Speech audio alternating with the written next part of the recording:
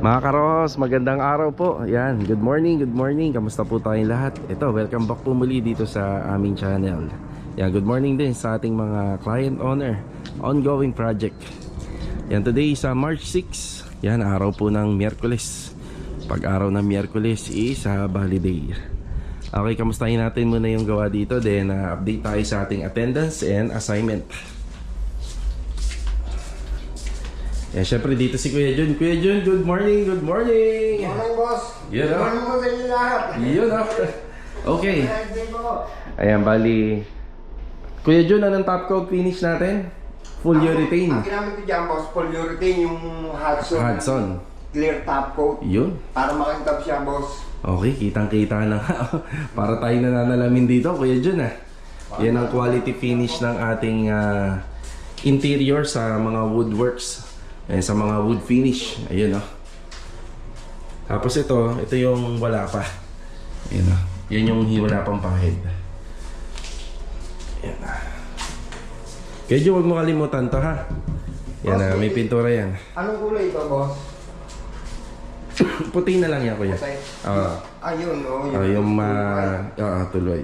Pang ano kuya, yung QDE. Ang QDE. Dito, boss, kung meron ako. Ayan Yun ang kinis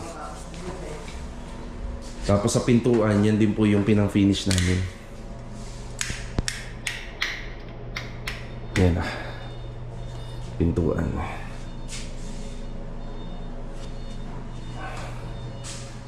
Ayan, naka full urethane.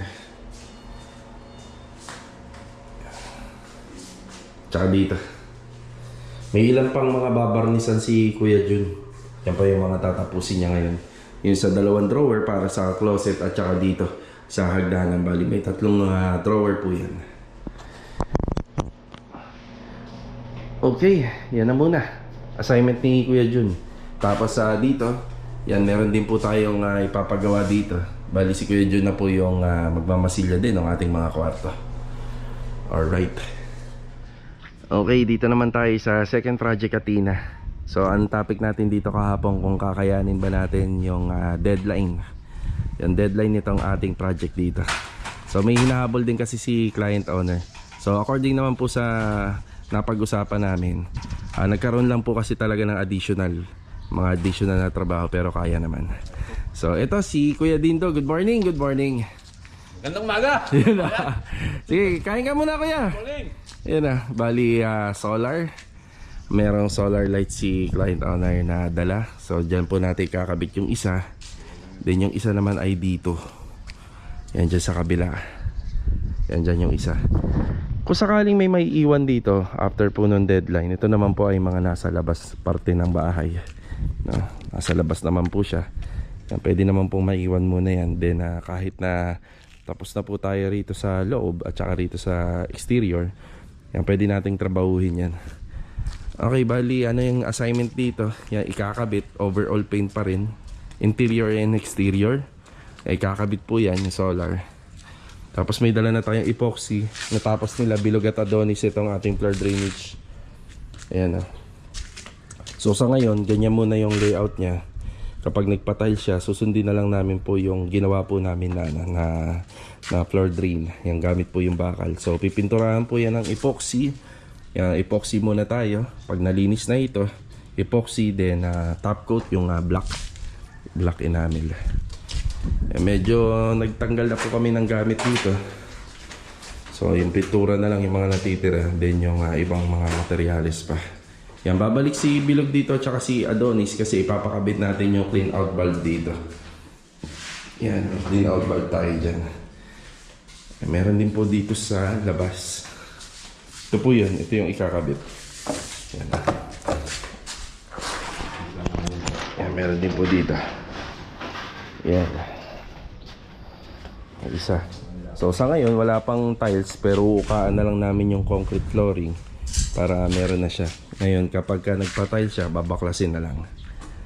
Okay, ito yung assignment dito. Painting at saka may konting installation. Then magpo-proceed na si Kuya dito sa loob. Ayan naman po yung gagawin. Yung barena, kuya? Okay, sige ha. Sige. Dito naman tayo sa first and third project natin na Tina. Yan, assignment and attendance tayo. Tam, good morning, Tam. Good morning, sir. Morning, Kuya Richard, good morning. Good morning. Tam, Master Joe, good morning. Good morning. Yan ah. Oh, Marvin! Good morning. Nalilito ako kay Marvin tsaka kay Ricky. Napagpapalit ko yung pangalan eh. Ah, si Ricky. Good morning, Ricky. Good morning, boss. Yan ah. Ano ba assignment natin dito? Ano? I-extend na natin patasyos CHB lay. Ayun, yung sinta.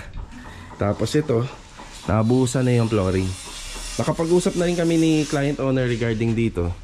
Bali magpapagate pass tayo ngayong araw. Nakuha ko na yung lahat ng mga dimension nito. Bali sa mga metal framing muna, tsaka sa mga cement board or fiber cement board. Yan yung mga materialis na darating. Tapos baka magkita na lang kami by Monday para sa tiles, para makapamili sila, sasamahan ko sila. Okay, dito CHB laying tayo. Marami pa naman yung hollow blocks natin, pero isasama na natin sa gate pass, baka mabita yan, madami pa naman. Then buhangin, yan, madaming buhangin. Graba, baka hindi mo na mangailangan. Yan, may graba tayo dun, baka diretso sa ano na yan. Diretso na kapag pinahakot natin, papasako natin para madala natin dito. Okay, CHB, no? CHB, bali dito, meron po tayong asinta rito sa kinatatayuan ni Master Jojo. Bali 3 layer yan, then ito, service gate, then 2-door gate po rito. Bali folded gate to. Yan, folded gate. Yan, bali 4 na panel yan na folded gate, para yung ginawa namin doon. Pero dito, hindi na po namin palalagpasin yung grills namin kasi hindi naman ganun kahaba din yung sasakyan ng client owner. Yung sakto lang para sa garahe. Dito naman sa first project, bali nandito si Louie at saka si Bilog. Yan, lumipat dito. Louie, si Bilog, tsaka si Adonis. Good morning. Yeah, good morning. Yeah, good morning. Tsaka si Louie Walker nandito. Louie, good morning, Louie. Good morning. Ayan, bali magsisinsil si Louie. Tatanggalin niya po lahat ng existing tiles dito. Then ito double check na nga rin po pala yung mga linya kung may problema. Tapos mag-install siya ng tiles, then magsisinsil po ng pader. Ito po kasi may existing na pintura na. Kaya magsisinsil po tayo bago po tapos magre-review kada na rin yan bago po mag-install ng tiles. So ito yung gagawin dito. Then may dala na rin tayong clean out. Yan, papalitan natin yung clean out dito. Yan. Tapos ipagpapatuloy po rito yung ating yung mga sa grills, yung fence grills. Yan, lilinisin na yan, mamasilya para malagyan ng epoxy. Yan, tapos dagdag bakal. One by one na yung Yan, okay na tayo rito. Bin, okay na. Yan, puputol si Marvin ng bakal.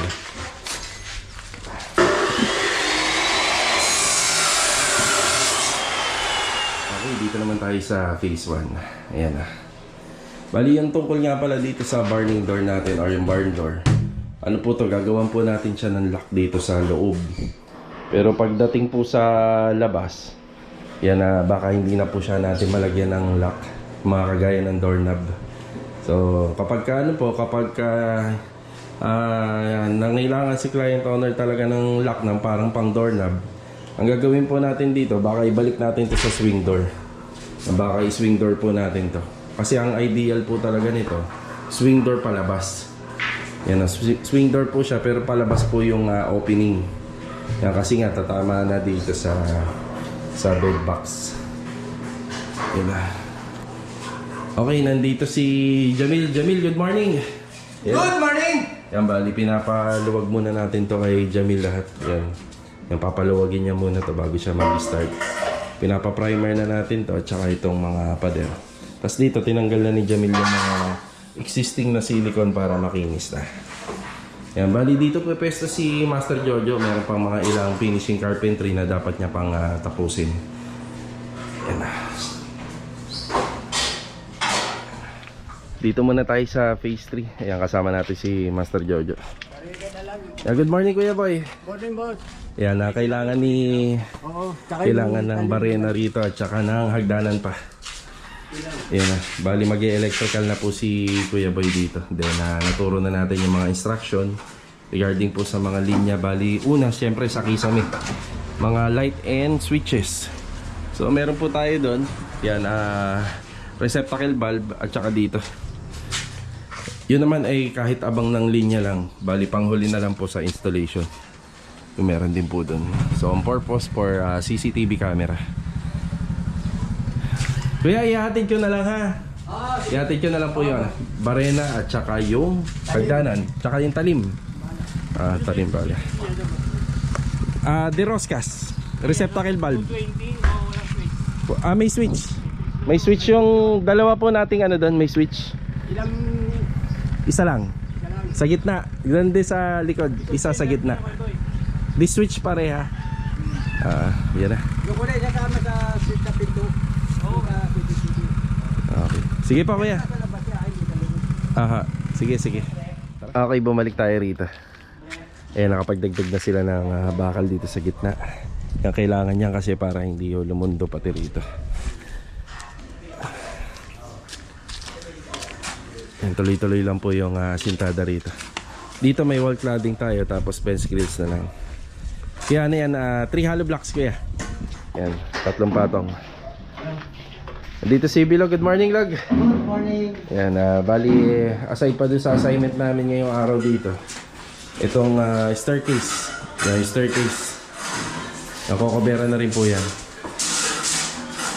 Nakamusta yung mga nabakbak dito. Yun. Ayan, prepare na po yan. Ayan, prepare. Tapos yung sa cooktop, i-adjust na lang po namin to kasi nga malaki yung napili ni client na mahaba yung cooktop. Ito adjust pa namin ng konti yung sa kitchen sink. Yan, meron lang tayo kukunin na gamit dito. Dadali natin kay Kuya Boy. Binalikan natin si Kuya Dindo. Sige ha. Yan, bali sa loob na siya. Ayun na yung solar. Yan, nakakabit na yung isa. Yan, solar panel tsaka yung ilaw. Sobrang busy natin ngayong umaga. Yan, natural to kasi pag finishing talagang pabalik-balik na. Tsaka naghihiraman na tayo ng gamit. Yan, kailangan ko yung barena tsaka to para kay Kuya Jun. Ayun, may ilaw. Ayun, ayos. Oh, nailaw na. Baka pwedeng kayo naman tago nito.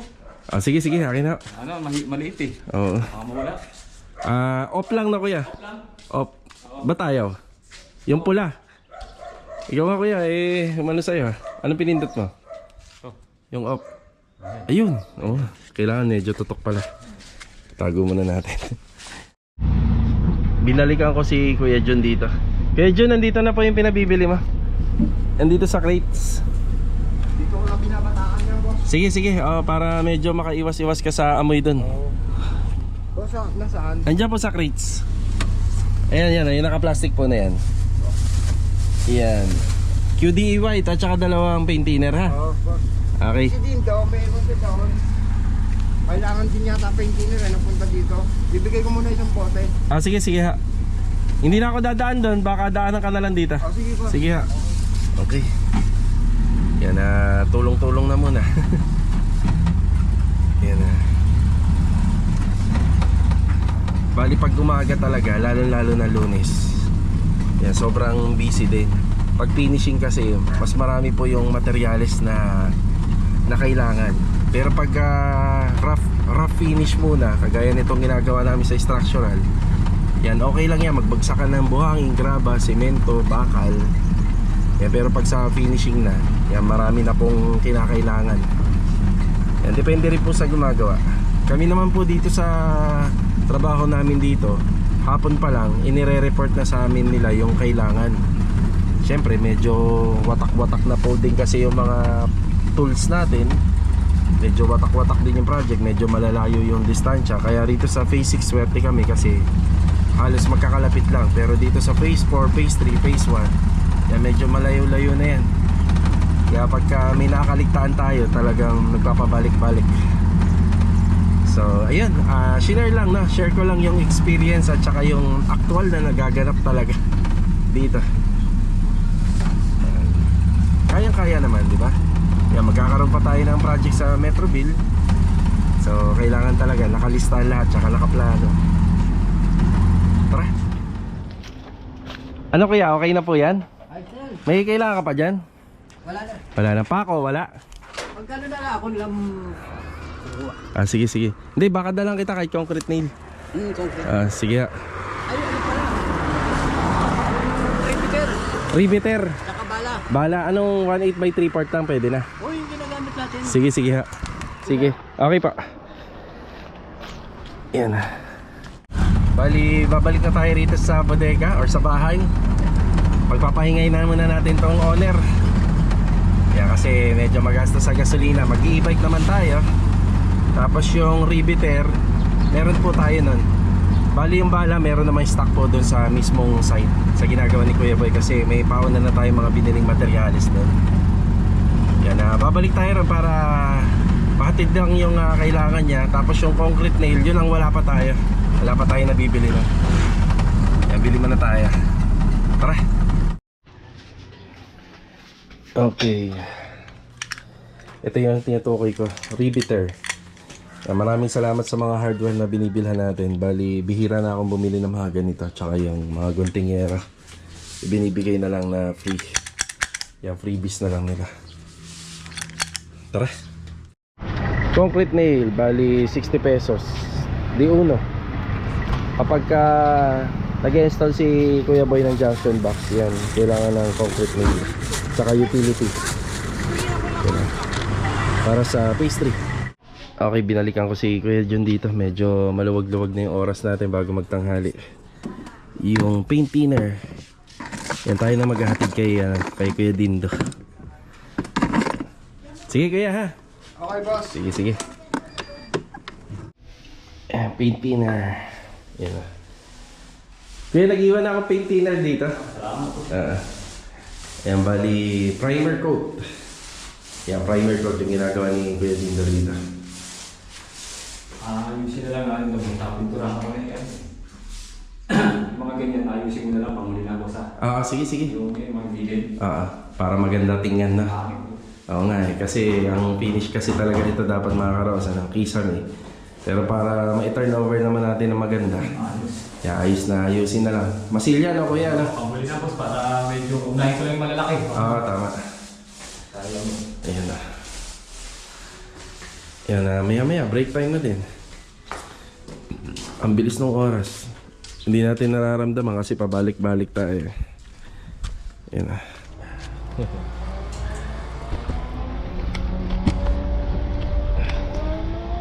Okay mga karos, after break time, pupunta po tayo sa office. Yan kasama si Mrs. Ano? Bali magpapapirma po tayo ng gate pass. Ganito ba talaga ito, Joy? Maingay? E-bike? Lakas oh. Rinig na rinig yung ugong ng makina. Okay, shoutout nga po pala kay ito. Pag magpapa-shoutout ko kayo, lagay nyo yung pangalan kasi ito yung lumalabas sa comment section. Kaya shoutout po sa inyo and God bless. Mainit na, ramdam na ang summer. Let's go. Parang walang tao. Wala yata tao sa opisina. Ano, walang tao? Wala daw si Ma'am Tin kasi dapat daw mag-half day. Kaso natuluyan ng absent kasi masakit daw yung tiyan. Yan dyan. Try daw natin sa GC kung aaprubahan. Sabi ko sir, tas kahapon pa to yun. Okay, sige, sige, sige. Try natin. Okay, galing na po kami sa guardhouse. Ayan, pinasa na po nila sa group chat or yung kanilang GC yung ating gate pass.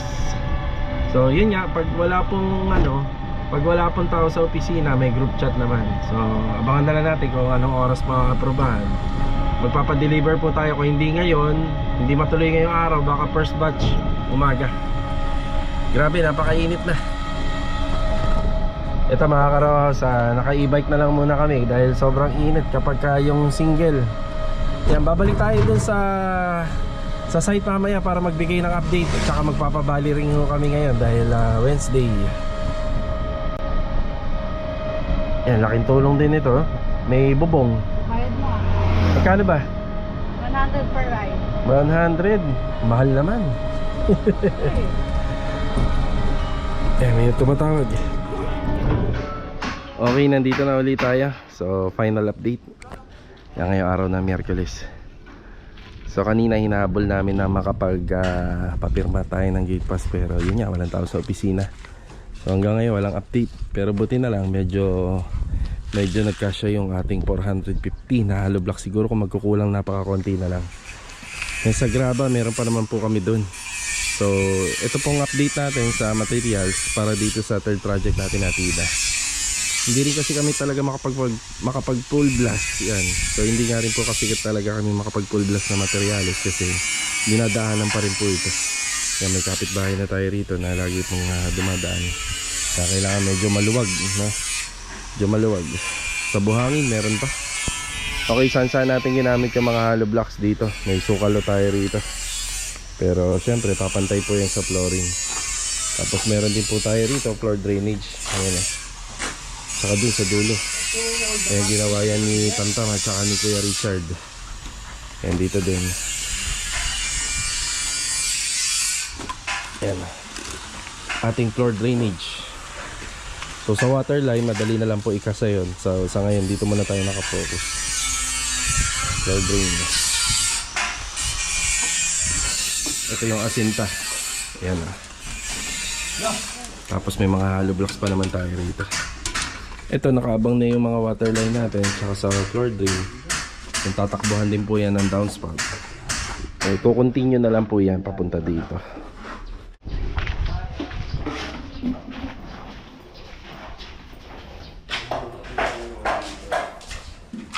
Ayan, sagad na yung bakod dito. Tapos dito kaya syempre kailangan may wall tayo dyan. Yung mga nasa ano lang po ito, nasa 2.6 to 260 cm ang height nya. Naka level lang po tayo rito sa slab nito ating isang kwarto rito sa first floor. Kung magkukulang man to, baka dyan na lang. Konti na lang yung kailangan.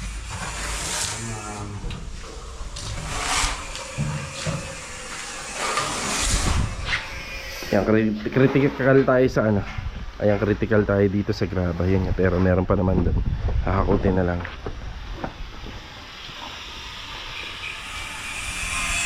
Yan, full weld. Pina-full weld na lang. Tsaka nahasa yung ating mga gate para luminis na. Dito sa staircase, yan, okay na rin. Staircase cover, riser, and tsaka yung sidings. Tsaka yung cover natin dito. Yan. Ayos na rin lahat yan. Matibay na yan. Riser. Ayan, saktong-sakto si Louie nandito na. Siya rin po yung taga-install namin ng tiles regarding dito. Ayan si Louie. Marami pang inayos si Louie rito. So yung ibang part ng Louie yung ibang part Louie ng ano rito, no? So mawawala na yan kasi shower set yung gamit natin, no? Yung iba dyan mamamatay na. Tapos tinaasan mo na yung pinaka-ano. Yung faucet. Okay, so may faucet. Doon. Ito dati. Yeah, okay. Ito yung ginagawa ni Louie rito. So yung napili ni Sir, balik kulay gray lahat. Ang kulay gray lahat pero naging basehan lang ni Louie yung tiles sa ilalim. So glossy tiles po kasi yung madulas. Yan o. Yan, marami pang inayos bago po makapag-start. Alright, ang ganda. Ayan, ginamit na tiles.